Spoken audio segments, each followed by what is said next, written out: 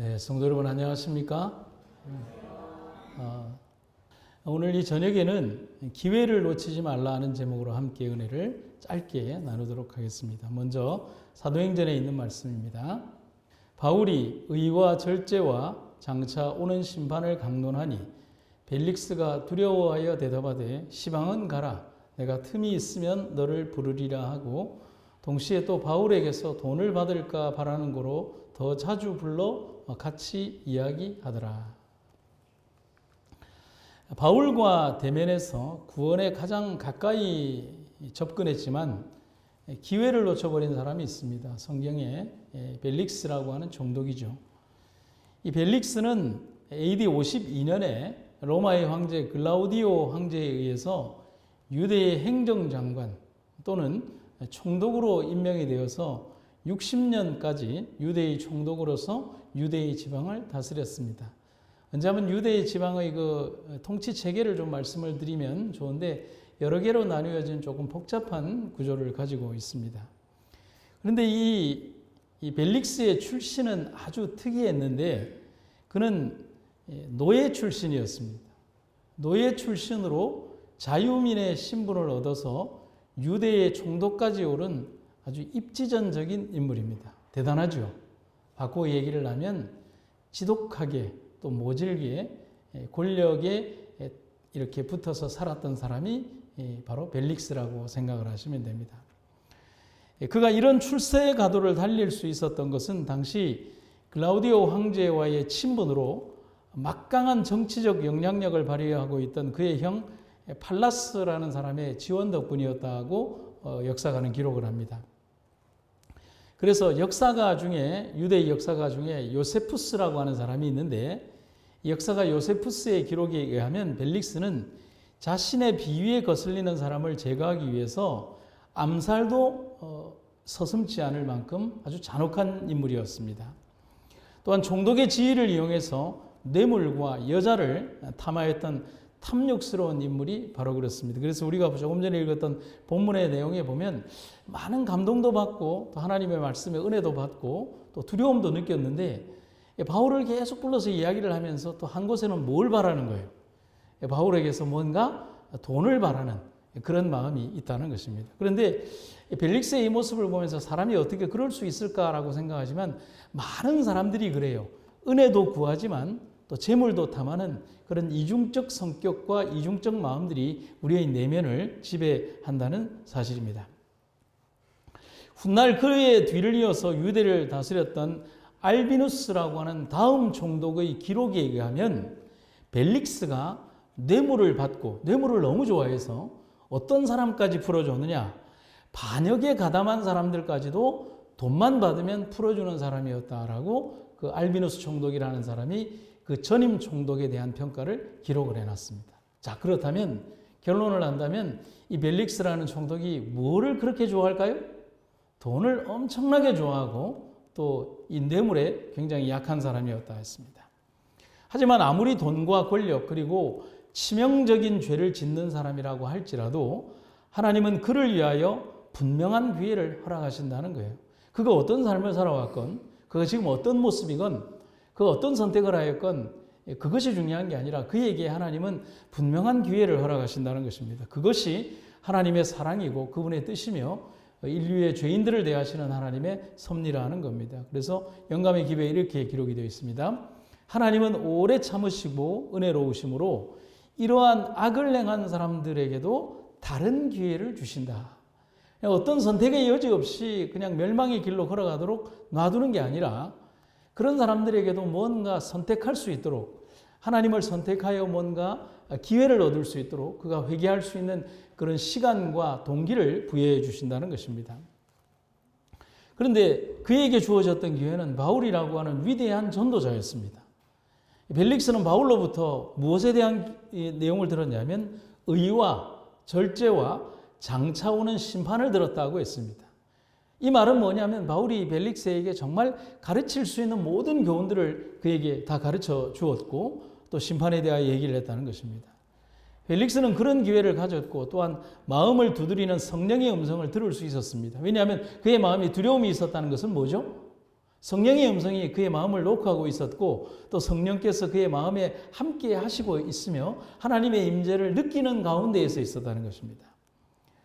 하지만 그가 회개의 기회를 하지 않은 이유가 있습니다. 그것은 그가 그토록 원했던 재물, 곧 돈에 대한 욕심이 그에게 주어진 기회를 놓치게 한 겁니다. 우리는 여기에서 우리가 신앙인으로 살아가기에 우리가 의인이다. 우리가 오랜 세월을 예수님 안에서 살았기에 의인이다. 우리가 예배당 밖을 한 번도 나가보지 않았기에 의인이다. 우리의 삶이 매번 이런 삶을 살아가기에 의인이다라는 생각을 버려야 합니다. 실제로 우리는 하나님께 예배를 드리면서도 범죄할 수 있고요. 우리는 하나님의 선한 의료 사업이나 모든 봉사 사업을 하면서도 마음속 이기심을 가지고 있을 수 있고요. 목사는 설교를 하면서 교만할 수 있고요. 우리가 어떤 행동이나 의로운 행동을 하면서도 다른 마음속에 탐심과 교만심과 재물에 대한 탐욕을 동시에 느낄 수 있다는 사실인 거예요. 그래서 그래서 우리는 정말 안타까운 벨릭스의 모습을 보게 되는 겁니다. 그러면서도 총독은 그러니까 하나님의 의와 절제와 장차오는 심판의 말씀을 듣고 성령의 감동을 받으면서도 벨릭스는 바울이 자신에게 뇌물 바치기를 어떻게 바라면서요? 은근히 바라면서 그를 자주 불러내어 대화를 나누었다. 그러면 바울과 대화하는 동기의 목적이 뭘까요? 하나님 말씀 듣는 게 목적이었을까요? 아니요. 이 바울이 아마도 많은 사람들을 알고 있고 많은 사람들이 바울에게 대하여 존경심을 나타내고 있다면 바울은 정말 많은 돈을 가지고 있고 또 그들을 동원해서 자기에게 많은 돈을 뇌물로 바칠 수 있는 능력의 사람이라고 기대하는 것입니다. 바울과 벨릭스의 대화는 아주 유명한 대화가 하나가 남죠. 다른 건 다 잊어버려도 딱 남는 대화. 뭐죠? 시방은 가라. 이 시방은 가라로 명령되는 이 말은 한 번이 아니었다는 말입니다. 성경은 말합니다.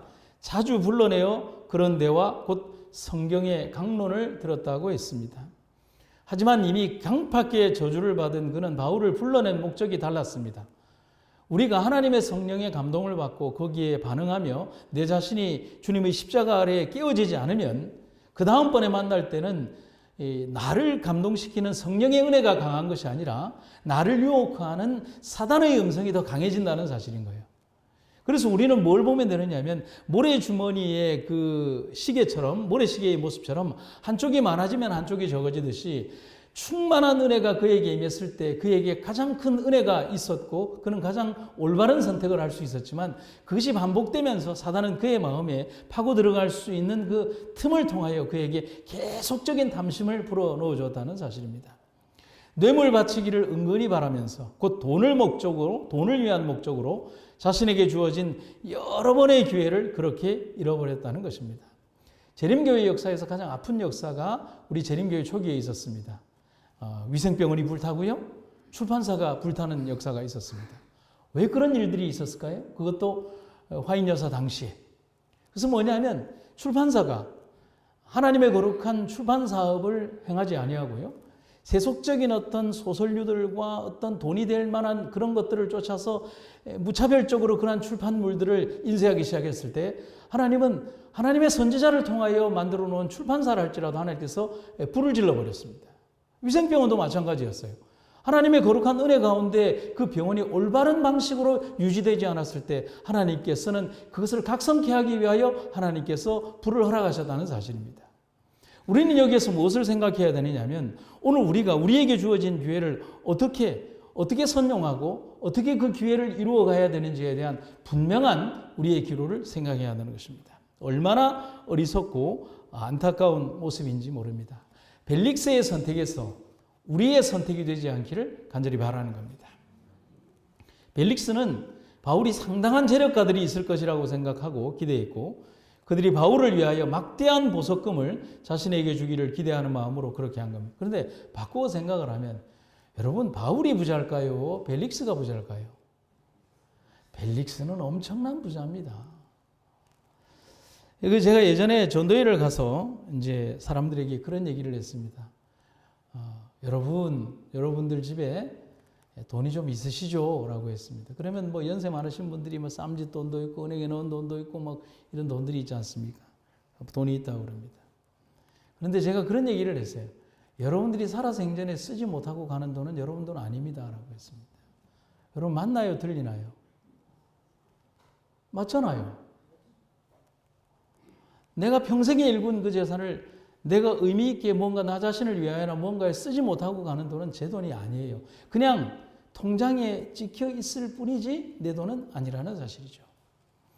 미국 200년 역사에서 가장 개인적으로 부자였던 한 할머니가 있었습니다. 그 할머니는 정말 가난한 삶을 살았어요. 그런데 그 할머니가 돌아가시기 전까지 그 할머니의 재산이 얼마인지를 몰랐어요. 왜냐하면 그 할머니는 한 번도 집에 불을 뗀 적이 없고 한 번도 차가운 오트밀 위에는 밥을 먹어본 적이 없고 집에서 불을 안 떼니까 음식을 데워 먹은 적이 없고 그 다음에 외아들이 하나 있었는데 외아들이 그 동상에 걸려서 다리가 썩어 들어가는 가운데에도 몇 달러만 있으면 되는데에도 그 돈이 없다고 버티다가 아들의 다리를 자르게 할 망정 돈은 내놓지 않았어요. 그 할머니가 죽고 난 이후에 할머니의 재산을 정리하다 보니까 할머니가 그때 당시 지금으로부터 100년도 넘는 그 당시에 돈의 재산이 수천억 원이 있었다는 사실입니다. 그건 과연 누구의 돈일까요? 오늘 우리에게도 벨릭스의 모습에서 우리는 무엇을 생각해야 되느냐면 오늘 우리가 우리에게 주어진 삶의 선택에서 어떤 선택을 하며 살아가고 우리가 어떤 삶의 자세를 가지고 살아가야 되는지에 대한 분명한 의미를 알 필요가 있다는 사실입니다. 사단은 호시탐탐 우리의 연약한 모습을 공격하려고 준비하고 있습니다. 글을 보시면요. 그는 지상에서 이곳저곳으로 다니고 동분서주하고 있다. 그는 영혼들을 멸망시키는 기회를 잃어버릴까 두려워서 한순간도 놓치지 않고 깨어있다. 하나님의 백성들은 그의 올무에서 벗어나기 위하여 이 사실을 이해하는 것이 요긴하다. 사단은 하나님의 백성과의 마지막 싸움에서 그의 정체를 깨닫지 못하게 하기 위하여 속임수를 준비하고 있다. 그렇다면 벨릭스는 자기의 귀에 들려오는 달콤한 목소리에 그 정체를 발견하지 못했다는 사실이죠. 하나님의 거룩한 음성이 들려왔을 때 정말 단호한 모습으로 하나님의 그 손을 붙잡고 회개의 반열에 동참했다면 그는 영광스러운 모습으로 백부장처럼 그리고 회개했던 많은 이방인들의 모습들처럼 영광의 이름으로 성경에 남고 하늘에 기록이 될 사람으로 남을 것이라는 사실입니다. 하지만 우리들이 이 안에서 예배드린다고 해서 우리가 마지막 순간까지 그렇게 보장되어 있는 것은 아닙니다. 우리의 삶의 마지막 선택까지 우리는 그런 모습이 되어야 한다는 겁니다. 우리는 매 순간 주어지는 기회들을 잃지 않기 위하여 깨어서 기도해야 합니다. 오늘 이 시간도 우리에게는 기회이며 우리의 영적 타락을 막을 수 있는 시간이 된 것입니다. 우리 스스로가 얼마나 연약한 존재인가를 잊지 않아야 합니다. 그래서 매 순간마다 우리 기도해야 합니다. 우리 삶의 시간의 여정이 언제 끝날까? 지금보다 조금 젊을 때는 제가 꽤 많은 시간이 저에게도 주어져 있을 것이라고 생각을 했습니다. 그런데 저도 이제 조금씩 감히 나이 들어간다는 표현을 감히 우리 여기 인생의 선배님들 앞에서 하게 된다면 내게도 그렇게 많은 시간이 그렇게 엄청나게 많은 시간이 제게 주어져 있지 않다는 것은 우리가 인정할 수밖에 없다는 사실인 것입니다. 그렇다면 나는 나에게 주어진 이 시간을 잘 선용하고 나의 주어진 달란트와 나의 모든 것들을 잘 선용하여 하나님의 그 사업을 위하여 또 하나님의 은혜를 갚는 일을 위하여 내 자신이 쓰임받기를 간절히 바라는 것입니다. 제가 마지막으로 화인 여사가 아들에게 보낸 생일 편지의 글이 있는데 제가 화인 여사의 이 글을 읽다가 보니까 이 글이 너무 좋아서 이 글을 읽고 마치도록 하겠습니다. 아마 새해에 준 글인가 봅니다. 새로운 한 해를 시작할 때 너의 길을 전진적이고 향상적인 것이 되게 하려는 진정한 결심을 가지고 맞이하여라. 이제까지의 너의 생애보다 더욱 고상하고 고귀한 생애가 되도록 하여라. 너 자신의 유익과 쾌락을 추구하지 말고 너의 구속주의 사업을 발전시키는 것을 너의 목표로 삼아라. 항상 자신이 도움을 받는 위치나 네가 좁은 길 위에 있도록 남들이 지켜주지 않으면 안 되는 그러한 위치를 벗어나라. 너는 다른 사람들에게 거룩하게 하는 감화를 끼칠 수 있을 만큼 강하게 될 수 있다. 너는 내 영혼의 관심이 일깨워져서 다른 사람에게 선을 행하여 늘 대하는 자를 위로하고 약한 자에게 힘을 주며 기회가 있을 때마다 그리스도를 위한 증거를 하는 자리에 이를 수 있다. 모든 일에 있어서 언제나 그리고 어디에서나 하나님께 영광을 돌리는 것을 목적으로 삼아라. 모든 일에 너의 신앙을 실천하여라. 네가 맡은 일은 무엇이든 철두철미하게 하여라.